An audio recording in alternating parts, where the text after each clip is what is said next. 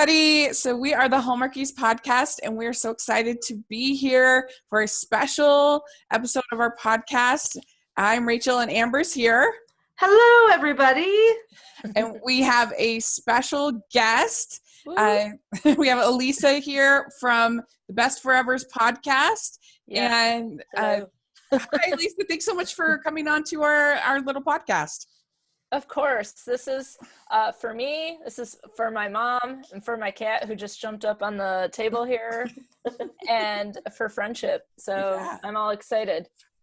And don't forget for Narnia. Exactly. And Avonlea.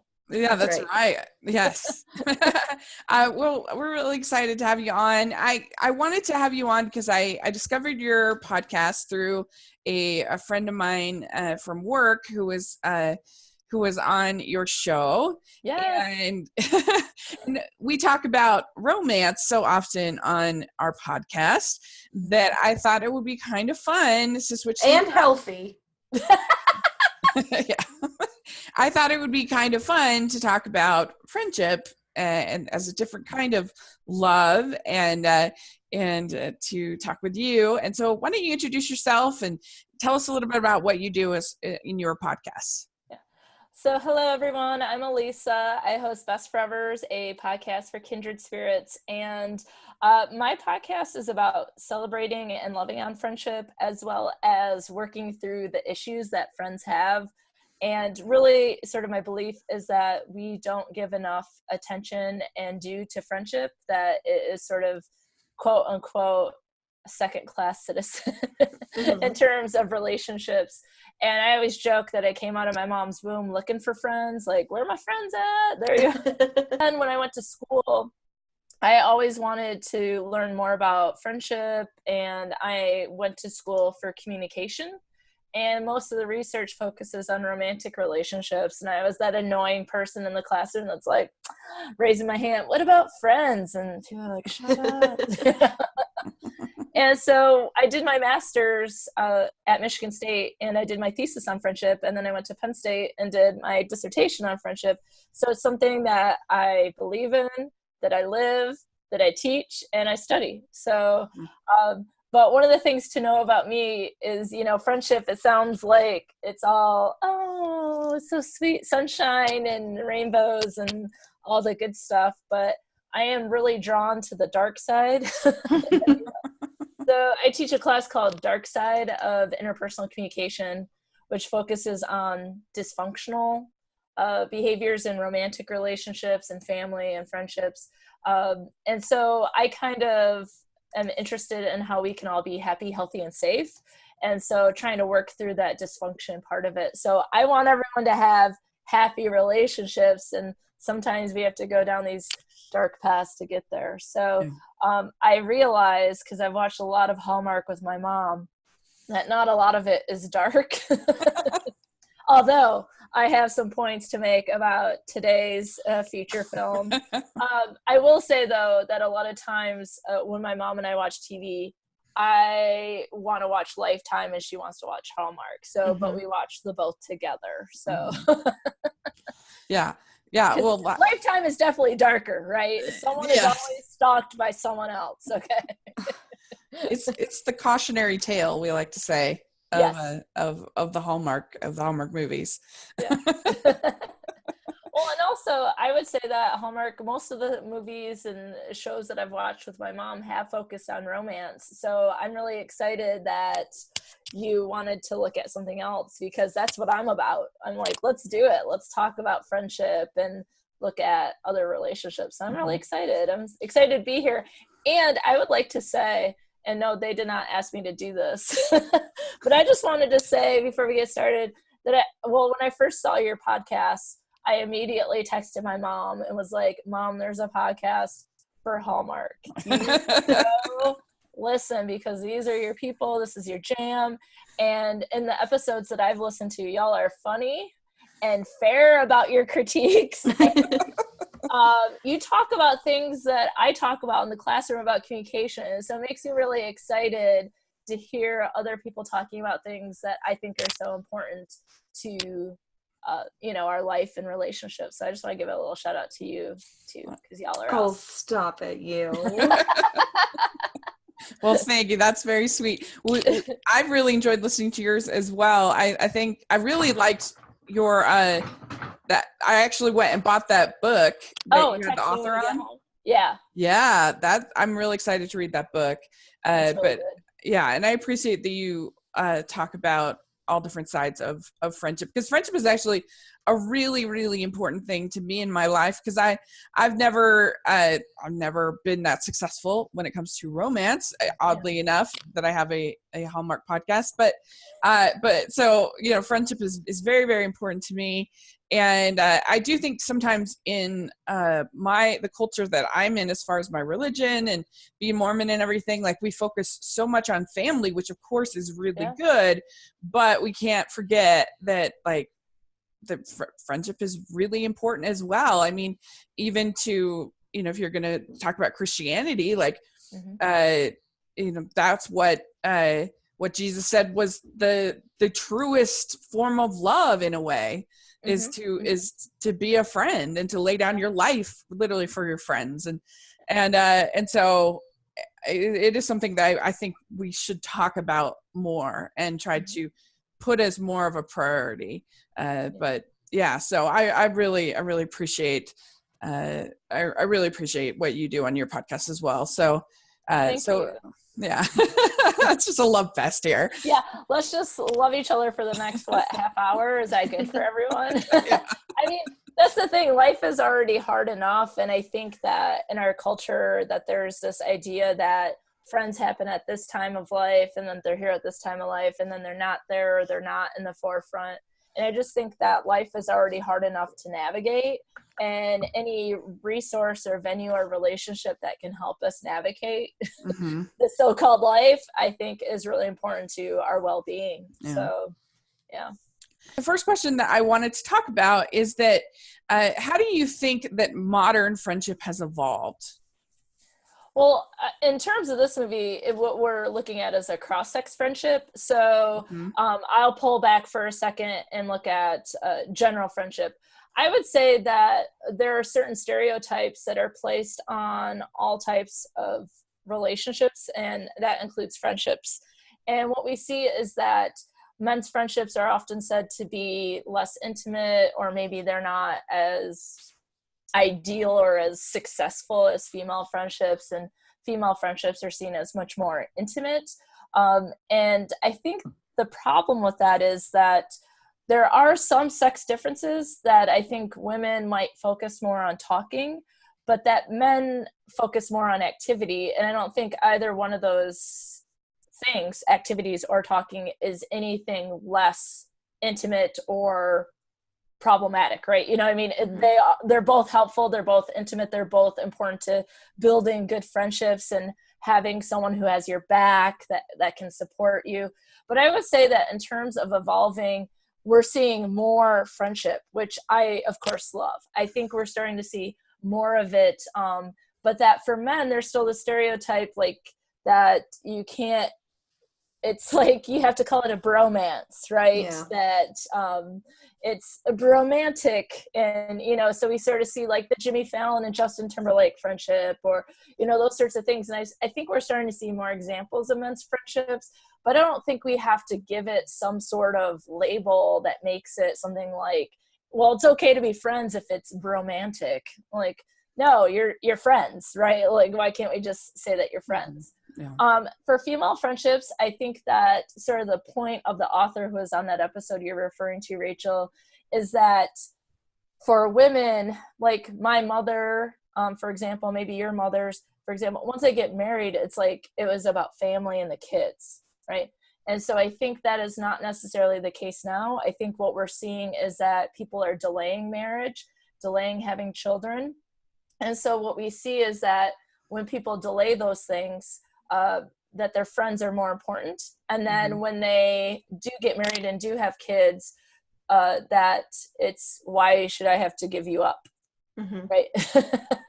And so I think those are some of the changes we're seeing. What I would like to see is that we talk about friendship more. There's a lot of things that we need to understand. that generally we see friendship as positive, and I think it can be really great for our well-being, but I don't think we know how to handle problematic events in friendship. For example, in female friendships, I think there's a lot more competition, sort of the stereotype of the mean girl, that we have to put each other down instead of lift each other up, that there's a lot of messages that we should be in competition over men. And I wish that would change. So I wish that would change, and I wish it would change that men can have friends, right? That it doesn't. And then I would say with cross-sex friendship, which leads into sort of the friendship that we see in the movie, is that we don't have many examples of platonic cross-sex friendships. And so what happens is we don't have a script for how to communicate. So we usually fall back on a romantic script. So I think that there is a stereotype that men and women can't be friends, that if they are friends, that at some point it's going to be romantic. And so, but I would say in the 70s, there were very few cross-sex friendships. And now it's much more, it's interesting. much more of a thing. If you that's the whole point of When Harry Met Sally is, is can men and women be friends? It's an interesting thing. What about you, Amber? Are you somebody that has a lot of like longtime friends, or what? I didn't even know, aside from myself. Yeah, I do have many friends, and not just like Facebook friends, but like, I didn't really have like a best friend until 9th grade, probably. I had just like a lot of really good friends. But no, and I don't know. I sort of changed friend groups when I got to high school. So I'm not like super really good friends with my friends from when I was younger. But, post high school and post everything, I have this core group of about 10 people that I like consistently hang out with, and then like a much, much bigger like expanded crowd. If I ever got married, it would be ridiculous. All the people standing up as bridesmaids. Yeah, it'd be amazing. You're like 27 dresses, you got nothing on me. 14-person party on one side. No, yeah. So I have a lot of friends. But yeah, that core group of 10, I'd say 4 of them live out of town, and they're all married couples. And then the rest of us hang out at least once a week. Yeah. That's good. That's really good. Yeah. I went through a period where all my friends had moved, and so they were all gone. And it's interesting to me that it's easier to communicate with friends than ever before, but it also feels like it's sort of, and you can have friends from all over the world, like easily.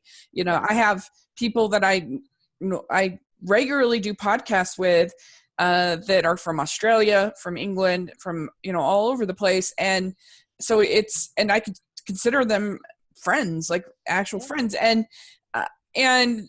but I don't know, it's also just feels like sometimes, some ways it's much harder than it used to be to maintain. I think you were, in the past, you were so much more dependent upon people that maybe even weren't your friends, upon your neighbors and your things, just for survival and your things. So it seems like it used to be easier. Like, it's funny because I communicate with people all over the world, but I literally know like 2 people in my street, which is terrible. But I don't know. So it's interesting how it's kind of evolved in that way. It's like we become better at communicating, but we become worse at communicating. Well, I think what has happened is that you're right. We can expand these connections that we have with people, and have connections with people we would have never had before the internet existed, right? We would have never been able to have this call per se, like, let's get on a 3-way call, so we wouldn't even been able to do this today.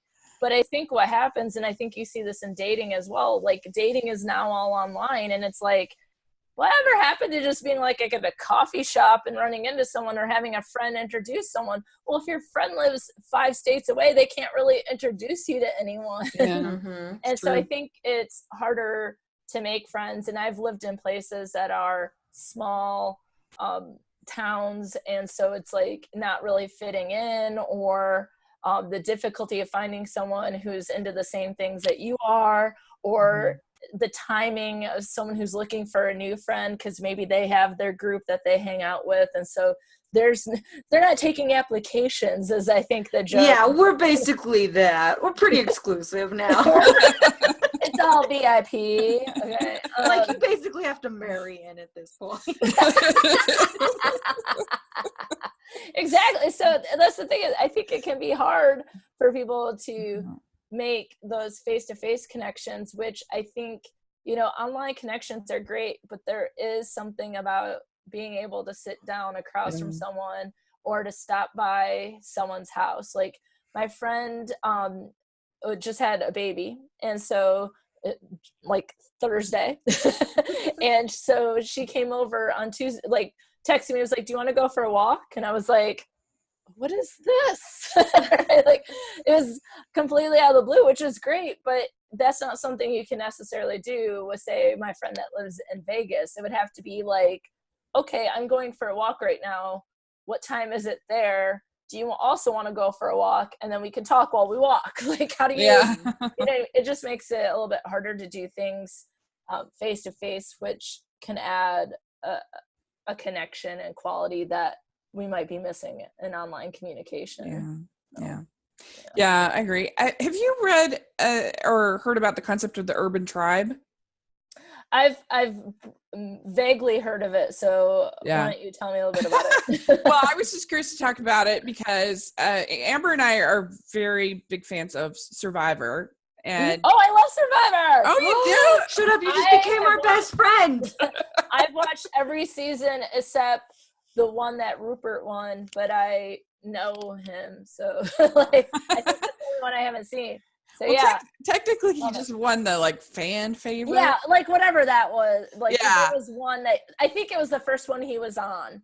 That was the season I didn't watch. So yeah, I love it. I'm a Boston Rob person though. Oh my gosh, I'm a Boston Rob person. Okay. I met him once. Life-changing. You met him? Well, I guess we can continue this interview. I'm interested. Yeah. This is going to be so great. I was worried that Rachel's next question was just sort of be like, but now it's going to be so good. I love Survivor. No, rude. I always joke about this show still on because I watch it, and I love Jeff Probst because I love people who love their jobs. Yeah, it's not even a job to him. Like, you know what I mean? He literally gets up every day and is probably like, "This is the greatest day ever." Anyways, I could talk about Survivor all day. Well, maybe we'll have to have you on for another episode. But yeah, it's a great show. We both love it. And one thing so there's this book called Urban Tribes, which I absolutely love, where this guy, Ethan Waters, he talks about this idea that we are creating these sort of mini family groups that are becoming like, that have all of sort of the elements of almost traditional families. But he calls them these urban tribes that we're relying upon in emergencies. And we have this, and anyway, I really thought it was fascinating and book. And what I think is interesting in watching Survivor is that I feel like in the last few years, you have seen people that you can really see this urban tribe phenomenon, I think, literally in these tribes and these alliances, because you have characters like Wu, like the idea of kind of going against this tribe, this alliance is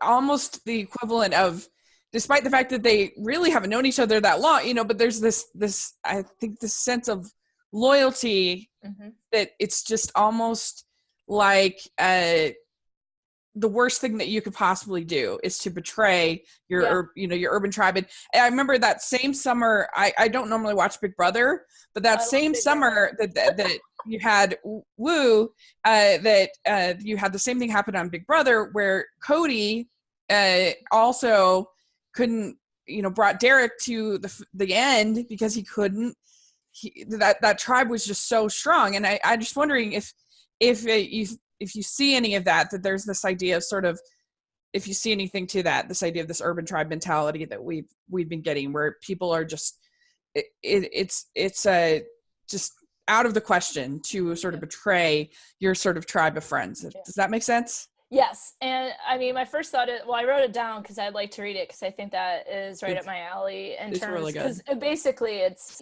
creating friendship tribes in a way that serve as family. For example, my brother went to school in North Carolina and we're from Michigan. So I feel like his friends were his family for all the time he was in film school, and then when he stayed there after, and then when he went to Austin, he had kind of like an Austin family, so I definitely see that in experience. And I'd also like to just, a side note, Derek is my favorite from Big Brother. He just got everyone with his undercover detective. I think that was a little unfair, having an undercover detective, but whatever.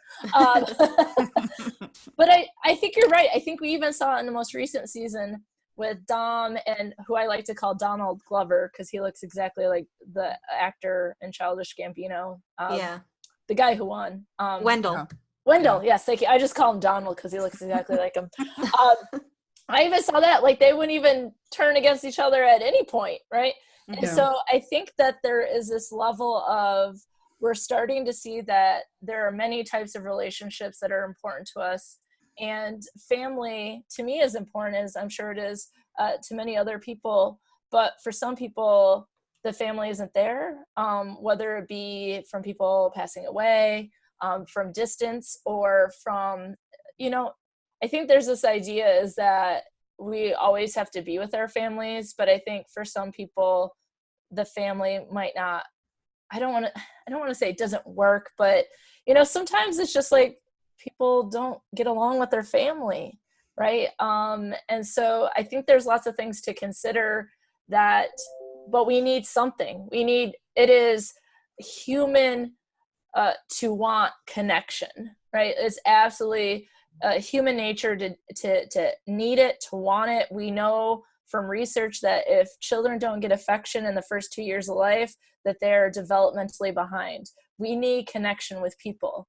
And so I think that if we don't have it and it's not coming from our family, that we are then looking at other ways in which to survive. And friendship creates that. And I think that the more and more we allow friendship to be in the forefront, the more you're going to see that. Because I hear people talking about all the time. I just posted a meme the other day that was like, when you retire, moving in with all your friends, like having a commune with like your friends instead of your family. And I'm like, didn't Golden Girls start that? Yeah. Right, with like Blanche, Dorothy, Rose, they brought Sophia in. So I definitely think it is something that we need in which to live, breathe, and be human, is connection. And when we don't have it, whether it be because we're not looking for a romantic partner, or online dating is ridiculous, and so it's hard to find a partner, or those things don't work out. Like, so what am I supposed to be? I'm going to be 40. I'm not married and I don't have children. So am I just supposed to be by myself for the rest of my life because I didn't follow suit with some of the cultural milestones? I mean, it's not like it's not anything I didn't want per se, just not in my cards. I have a different path, but so I would say I have urban tribes, definitely. That's and I like that idea. I can't wait to read more about it. It's a really good book. I really, really loved it, especially when I was like, I don't know, 27-ish was when it was my favorite book. But anyway. Awesome.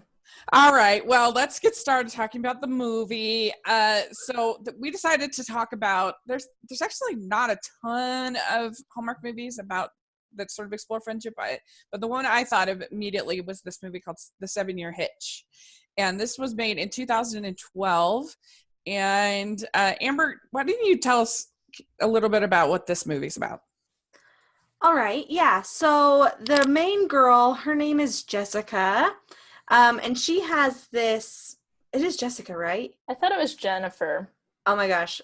Yeah. I have name blindness when it's the Jens. I'm very good on names, but like Jen, Jennifer, Jessica. I mean, it's pretty super close. hard. Jen, Jess, whatever. And like, you think I would be super conscientious about that because my best friend at work's name is Jenica.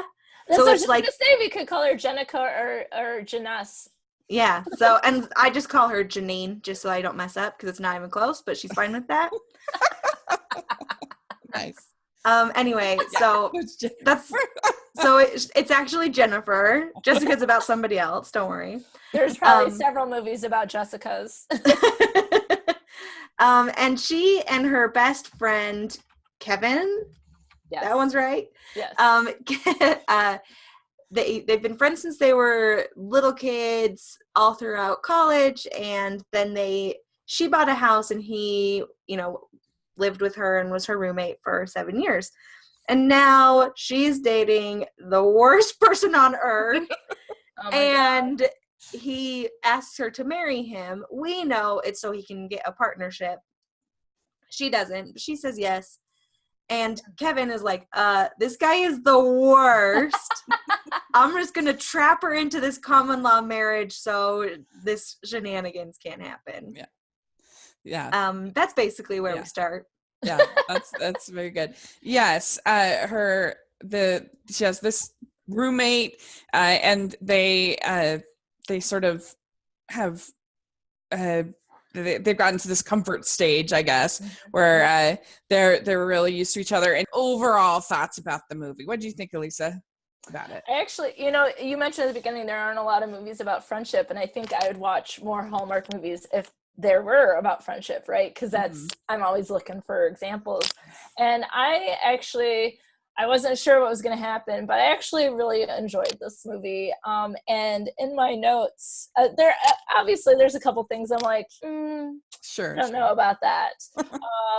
But I actually have written down that Bryce is the absolute worst. So it was honestly insane watching it because I'm used to watching like The Bad Boyfriend on Hallmark, but Hallmark doesn't have like the overtly multiple womanizing cheater boyfriend who's just straight up using the girl to further his career. Yeah. Like sometimes they have elements of all of those things, but they try to make them a little bit more nuanced and like give them maybe some redeeming qualities. This guy had none. No. And the thing was, I also was like, and he isn't even attractive. I mean, he's fine. But, in comparison to Kevin, I was like, what is even the issue here? But yeah, Kevin's definitely more my brand of handsome. I just thought Bryce was like, if this isn't as nuanced as they go on Hallmark, it really felt they were like Tyra Banks and they were going to take it to the next level. Like, we have to just go there. And I felt like he was a narcissist. Yeah. And I don't even think he liked her, like, at all. Like, he was super disrespectful. Yeah. And it felt like the company that he was working for, it felt like an arranged marriage. With less of a chance to build anything than arranged marriages have, right? I was like, this is. But so I was on board with all of Kevin's shenanigans. Yeah, but I think that it was believable that she was in love with him, though. Because sometimes it's just like in these Hallmark movies, it's just like completely unbelievable that like this person, this woman, this lead female character would be at all interested in Mr. Business, the obvious person who's going to not be the obvious wrong guy. Like sometimes it's just so obvious that like, of course she's not going to end up with him because he's but that's in Hallmark movies. Usually the people who are like, oh, I'm sorry, businessman, we're through. Those girls are usually like, oh yes, well I want to move to my small town and grow lilacs. Like those, so they don't have like a career focus either. Yeah. And so the reason why it doesn't feel as weird for us is, I mean, they're both career oriented, career driven people. So it feels okay as far as that. And like I could see how two people who like, go on dates but also spend a lot of time working or talking about their work could get to that point.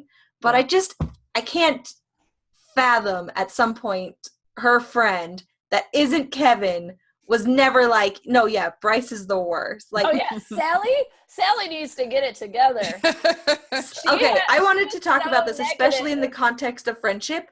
Sally is the worst friend ever. Well, and I just thought like I had a thought about with Bryce. He was the exact opposite of Kevin, which might be why she was attracted to him too, because she's been living with this person that is her friend, and they've gotten so comfortable, and he doesn't appear to be ambitious, although I think he is. He's more creative than business-like. And so I think that also made it more believable that she would want to be with Bryce. So I just want to make that point. Yeah. So I was like, why would you be with him? He's the worst. But then Sally, all she did was talk trash about Kevin. And the entire time was just like, how can we get you out of this?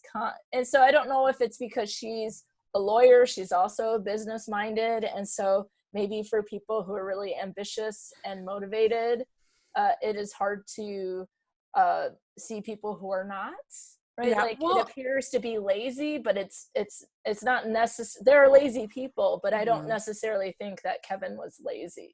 I actually really bought it because like because we as viewers, we know all this stuff that Bryce is doing on the side because we've seen it, but like he's presenting this other person to her, and like when you're in love and when you're like, I know I bought it actually that she would be like kind of Twitter-pated about him and be sort of ignoring certain signs and things like that. But and also I think that it's just easy to get in kind of ruts with people as far as her relationship with Kevin, and just kind of get used to how things are, and so I bought that as well. And one of the things that I like about this movie is that I think because a lot of times the right guy in a Hallmark movie is like kind of a paragon of virtue. It's just like, it's not only super handsome, but like basically perfect, is, and, just like your Andrew Walkers of the world. And, and that's great. But I think it's kind of interesting in this movie that you have a leading man that is very flawed and has to like grow and change through the course of the movie. Like he's even kind of irritating at the beginning, and like but I understand that because it is easy to get kind of in this rut of like this is what I've been doing for a long time, and sometimes it takes something like in this case her getting engaged to kind of get you out of that and get you going. And I don't know, I feel like you see he's a pretty dynamic character for a Hallmark movie, and I appreciate that.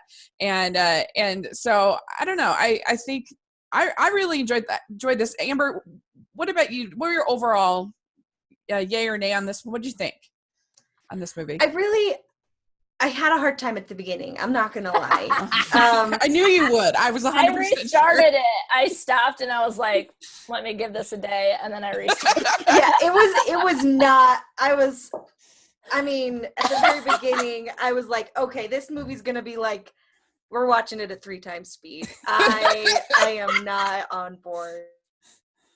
And then once the like common law marriage thing started to happen, I was like, "Okay, we've reached the plot." And then when they sang from Pirates of Penzance or HMS Pinafore, I was like, this is it, I'm in. Let's go, movie. We got this. They really won me over. Yay. The karaoke scene. Yeah, it was so good. And like, that's my karaoke jam. Show tunes. That's how he learns English. I love that. Yeah, I would say I had a similar experience. Like at first he is kind of irritating, but in a way I think that's by design because he kind of has to be to get to this point where like he's willing to do this. Well, I mean, I wasn't super irritated with him at the beginning. Like, sure, he like doesn't have like a traditional job, but he literally was making her like breakfast and made her a cute little lunch at the very beginning. I was like, he's doing his job. He's fine. He's taking care of Napoleon, the dog. And my thought was the issue that I had rewatching the beginning and starting it over is that essentially what we have is not a quote unquote montage, but we do have like a certain amount of years that take place in a short amount of time. Yeah. And I thought that montage could have been better, like setting Fair up enough. their friendship. But I think you're right, Rachel, that there is this level of, we have to set him up as being annoying, and that she's sort of like the responsible, motivated one, and he appears not to be responsible. I'm like, he has a job. Like, I mean, so it's not like he's eating bonbons on the couch or something, you know? Yeah, and maybe it's not the most glamorous job, but like, Exactly. and very clearly he's using his job as a caddy to network and build connections to try and achieve his goal of selling the board game. Yeah. Mm-hmm. And That's what I was struggling with at the beginning, them villainizing Kevin for being somewhat reasonable. Like, am I crazy? Maybe I'm just like a weird, lazy person, but I was like, this is fine. I mean, like, he wasn't asleep when she went to work. He was up doing things. He takes care of the dog, takes care of getting her meals prepared. Then he goes to his part-time job and works on his dream. I'm fine with him. Well, oh, go ahead. I was just going to ask you, like, what do you think is the different dynamic between versus like roommates versus friends, and how does that kind of, in your experience, kind of have play out? Because I think that's sort of what you have here. You have people who have just grown accustomed to living with each other, and like to her, like other people see her as enabling him, and that he should be more motivated. I think him not finishing college is kind of used as an example of like he's just kind of he's so close, he only needs 6 more credits, you know, like things like that like I think the idea is that he has this situation, he's gotten very comfortable, and he's just like not finishing things, he's not pulling through, kind of a thing. But they have this roommate sort of arrangement, which, you know, she loves him, but she's never thought of him as a romantic interest. She's just thought of him as this roommate. I know, it's interesting. And I don't think that he thought of her as romantic either. I think that was one of the things I liked about the movie. It didn't feel like they had romantic feelings for each other until they started husband and wifing it, and that sort of like trying to get him to sign the paperwork. I think like that's when it happened. But I think that the friendship versus roommate, you said a couple times, Rachel, this level of comfort. And that's exactly what I thought. Like when we're introduced to them, he basically goes up and protects her from someone who tries to steal her slinky, right? And he's always there for her. And I think that because that's why I wanted a better montage. Like we learn things later. Like he always says, stop and smell the waffles. Could I get a waffle scene? Can I get a waffle scene? Right? Like a 10-second waffle scene when he says that. I don't know. You know, so I think we learn things about him later. But I think what it sets it up as is that they're friends because. And it made me wonder, is there any other reason why you're friends? Do you enjoy each other's company? Do you do things together? What is the case? And so I feel like that sort of led into a rut, or that taking each other for granted, or this level of comfort. And then I think she's in this, it's only 6 months, you know, the beginning stages of a relationship with the rose-colored glasses, and it's like, oh my God, everything he does is cute, and you know, all that kind of stuff. So I think then, as a juxtaposition of being in this comfortable rut and taking each other for granted, she sees Bryce as someone who is, and I hate to say this, a viable option. I mean, that's definitely the way that he saw her. But I think for Kevin, I think that I wanted to know why they were friends, besides that they had been since they were 6 years old. Why else are you friends? And I think that, and the other question I had was, had no one in 7 years said anything to them about being romantic partners? Because that's what we see with cross-sex friends. You're just friends, which it's like something that's less than, or there's like pressure to be romantic. And there was never any of that, which I sort of enjoy. Like, I'm like, yay! People weren't pressuring them to be together, but instead they were like pressuring them to be apart. And Well, so I wondered about that. I think that was the point of the George Wendt character, was he was the one that was always saying to them, that's true. Why aren't you getting married? Like, why aren't you getting married? But he wasn't used all that much. And so maybe that's part of the problem. And the interesting thing about that, what you're saying, is the only person who's saying you guys should be a thing, come on you crazy kids, was just their like curmudgeonly grumpy old neighbor. Like, none of their friends, not his brother. Do they have parents? Nobody knows. Yeah, where are the parents at? Were they at any of the weddings? I mean, I don't know.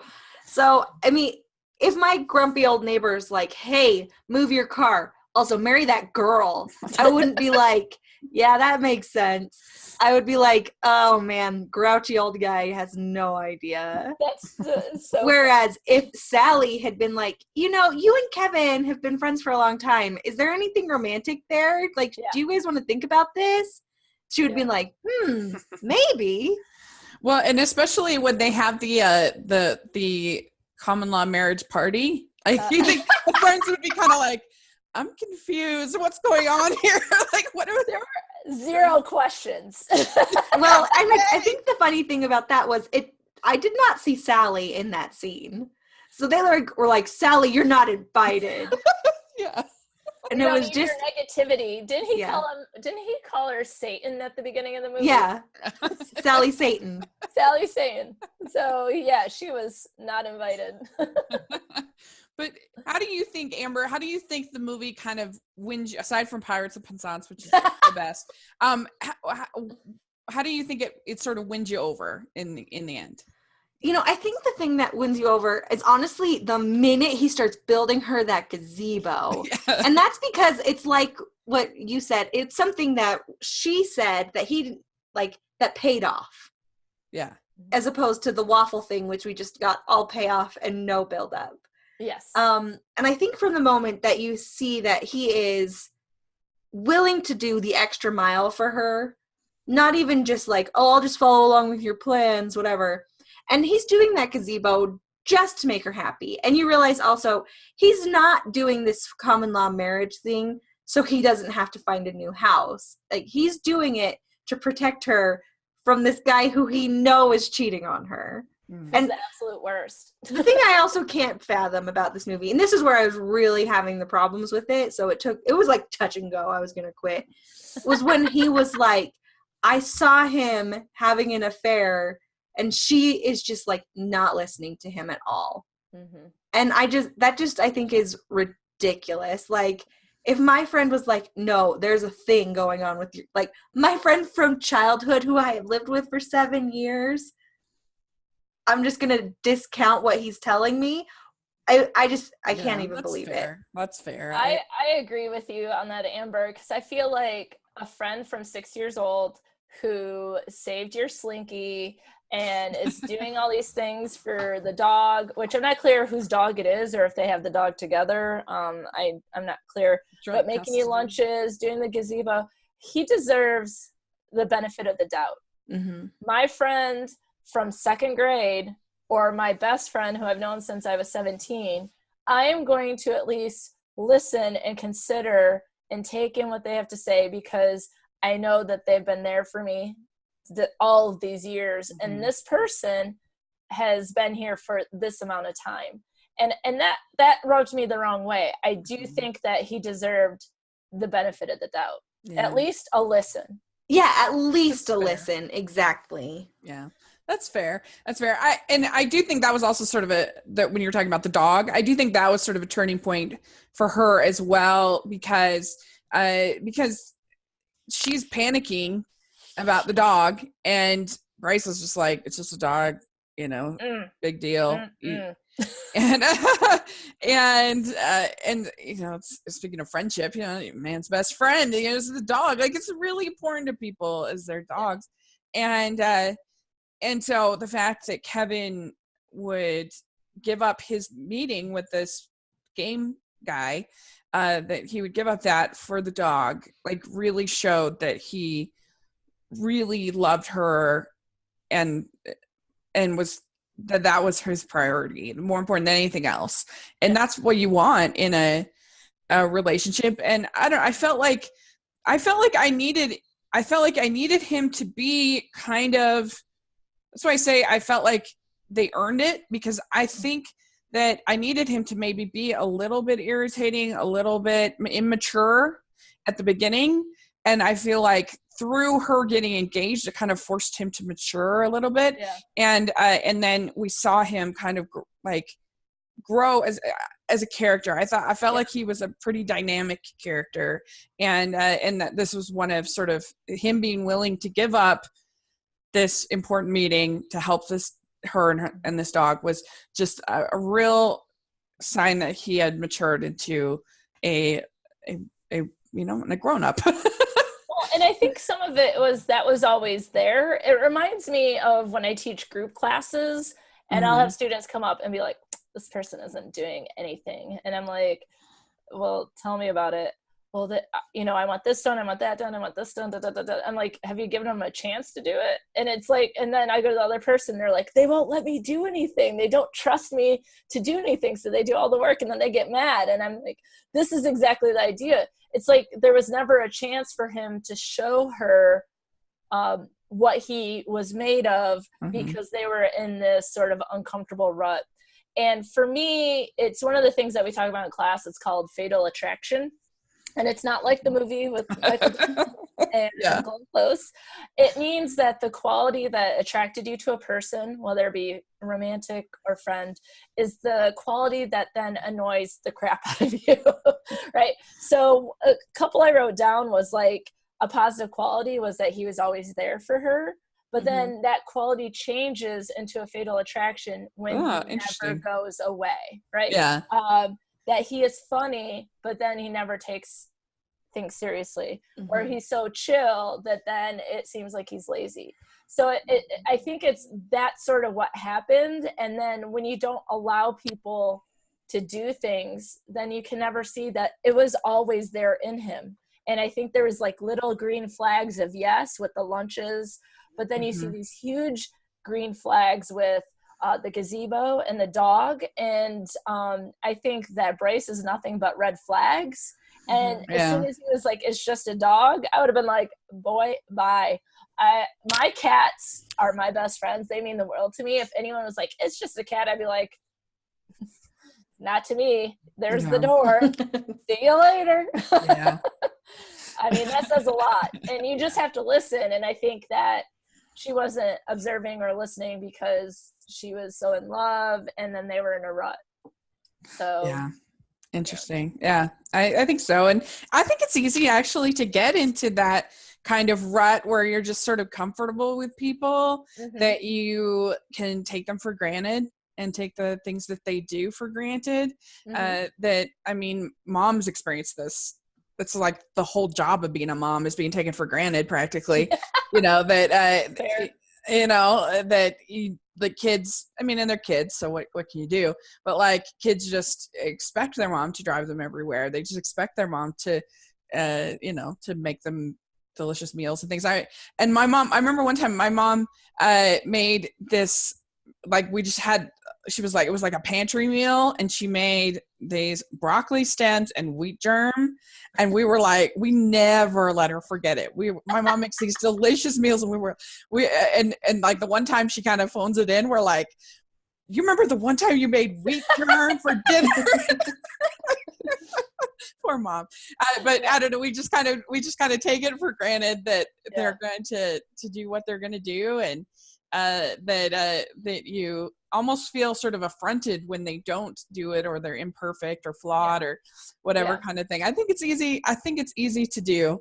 And I can actually imagine, I guess, because I'm somebody that's had like a lot of roommates and a lot of things like this, like, I don't know, I feel like it's believable that this kind of, like, some parts I guess wouldn't be believable, but like, I feel like it's believable that like a long-term friendship like this you could kind of be in this spot where you're just sort of taking things for granted, and you just forget that all the things the other person does. And, I don't know, that part I really did buy. And so. And I do think like something like that is long-term, and actually I mean, if we're not there yet, spoiler, but they, do we do this yet? Yeah, please. Yeah, go. Okay. So she dumps Bryce because he's the worst. And then she goes and finds Kevin, and then they end up getting married. And actually, this is one of the first times where I was happy when the two people got together, because I think they showed the consequences of being a horrible person that Bryce was, and that Kevin was a good person and had Jen completely like had her back, always had good intentions.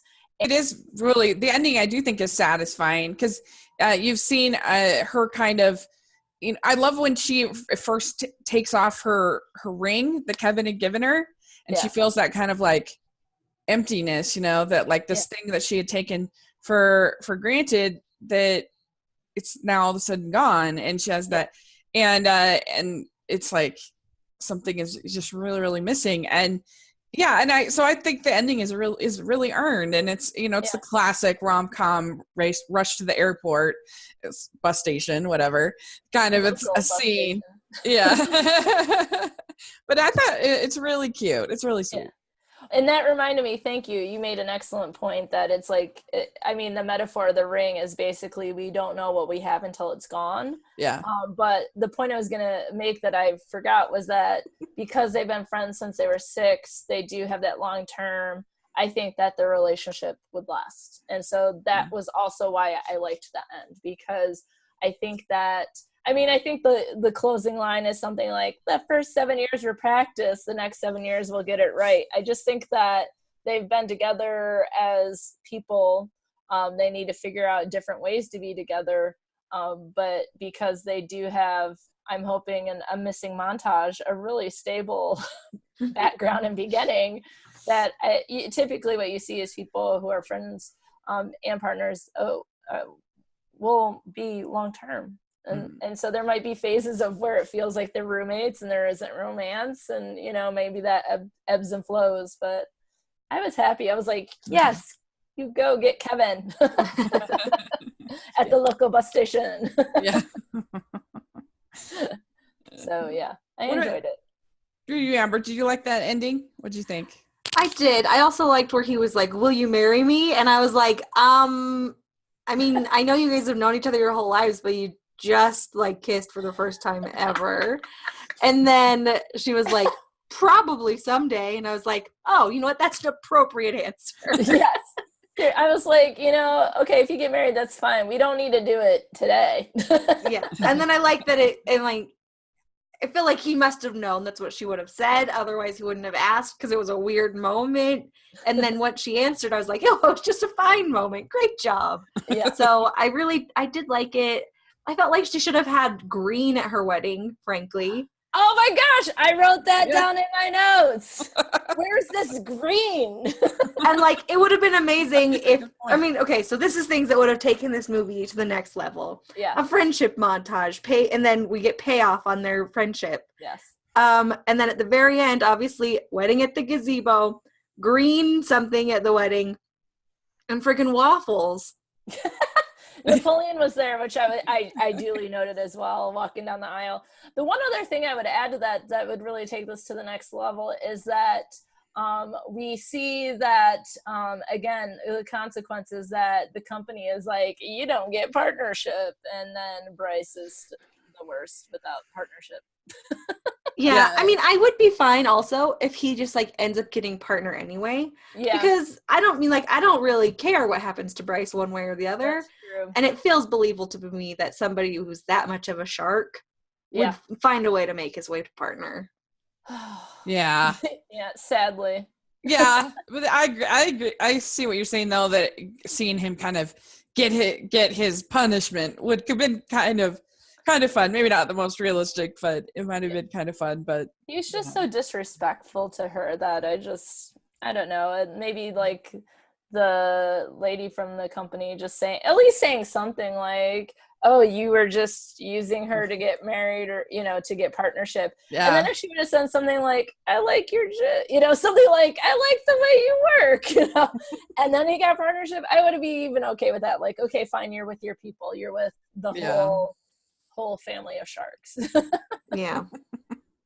Yeah, I mean, Frances Fisher in this, like, you think help a girl out. Like, I think she might have to give her for Jennifer a couple hints that like what's going on with Bryce, but she doesn't. But yeah, it's I don't know. So yeah, this is one that I really enjoy. I think it's not like one of my all-time favorites, but I think it's a really cute movie, and I would love for them to do more kind of like this, a sort of that have more like relationships as opposed to we've known each other for 5 days and we're going to get married, kind of a thing. Like I think this is more interesting to me. And maybe it's not perfect, but I don't know. I think that this is pretty good.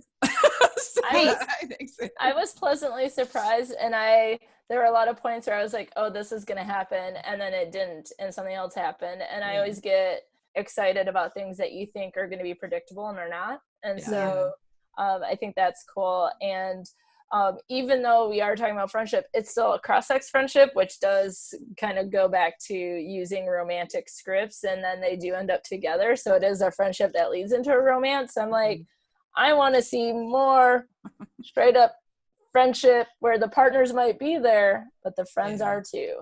Well, I mean, maybe I think maybe not Sally, but I mean, I think that's what you get in My Best Friend's Wedding, that you have her, that they have, it's similar to this, except for she learns that it doesn't end happy for her, but it's not really supposed to, because she's wrong. So that I think is actually a really interesting, well-written movie, in my opinion, because she's the villain in the movie, and she's the lead protagonist in a romantic comedy. That to me makes her interesting.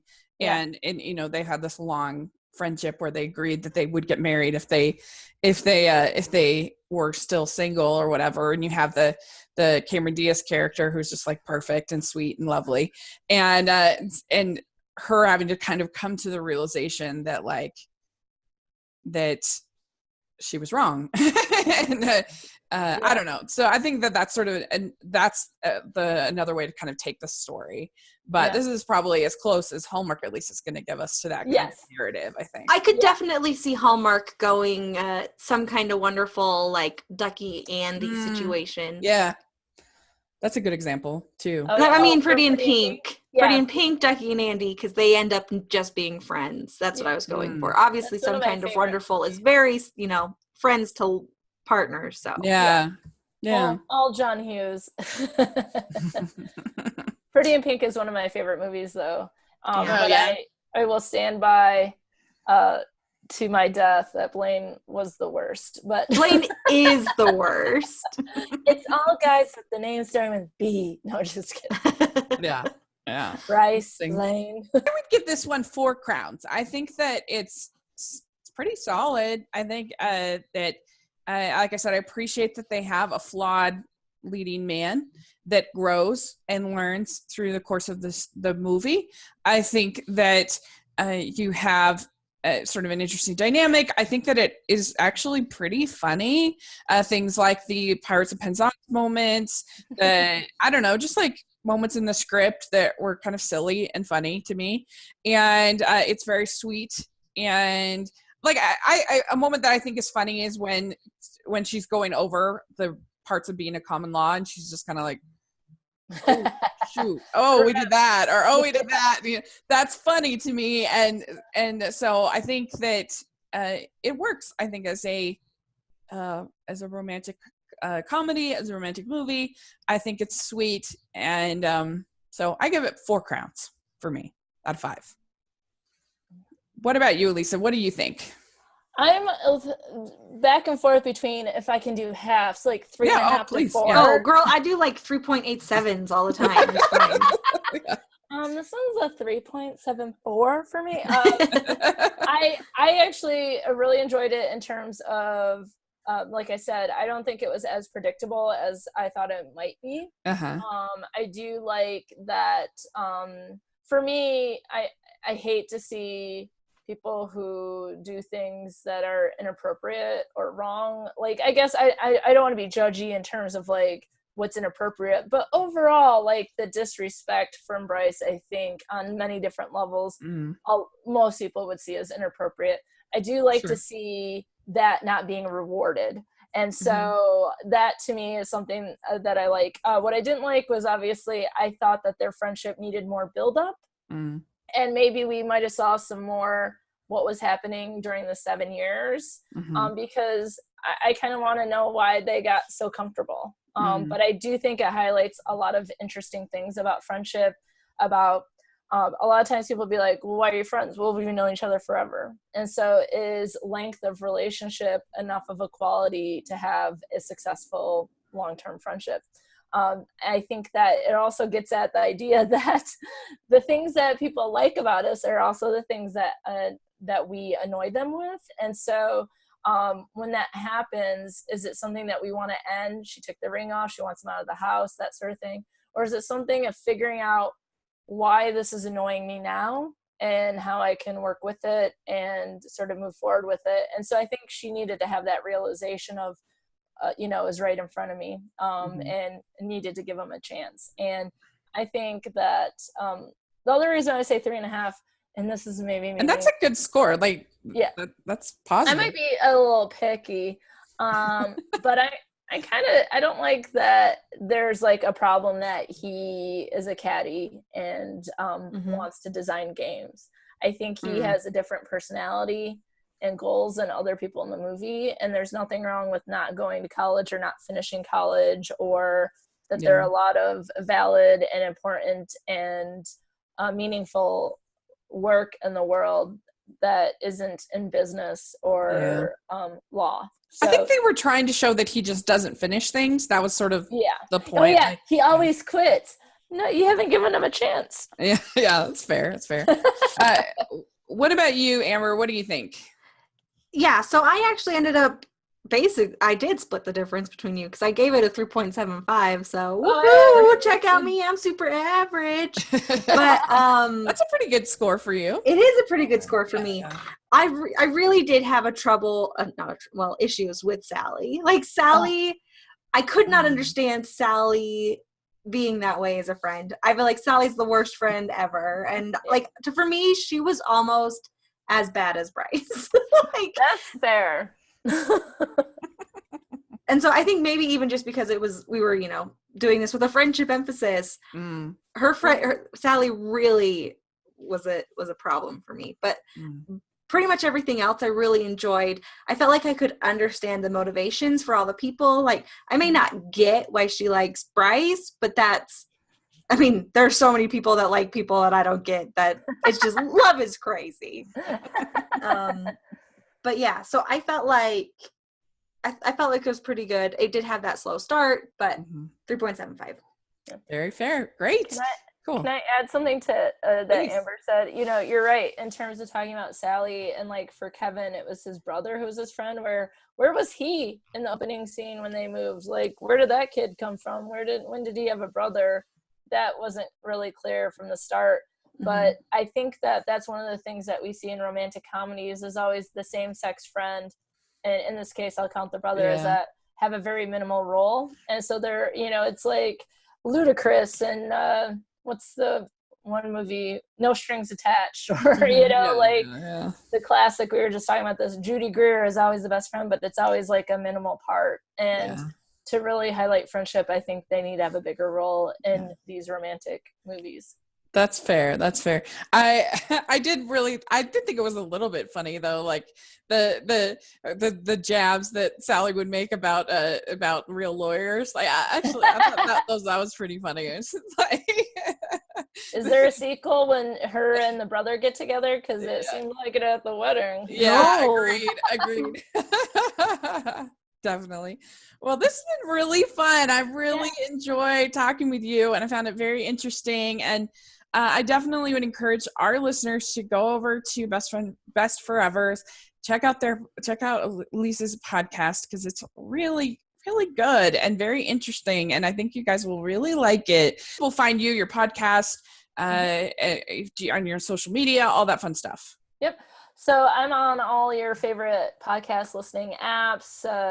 I'm on Apple Podcasts, Spotify, iHeartRadio, Stitcher Podcast, or Podbean, all those things.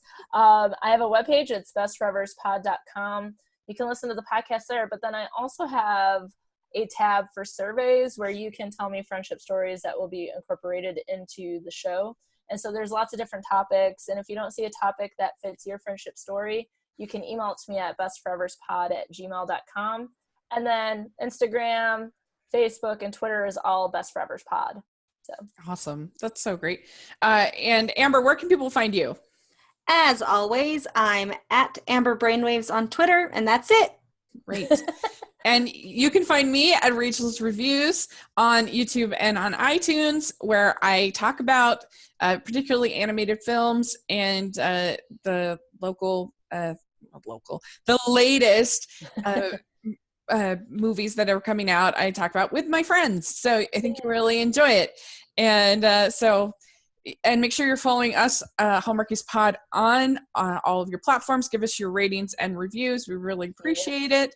And follow us on Instagram and on Twitter, because we try to post every single day. And so thanks so much. I appreciate it. And thanks so much. And we will talk to you all later. Bye. Bye, everybody. Bye.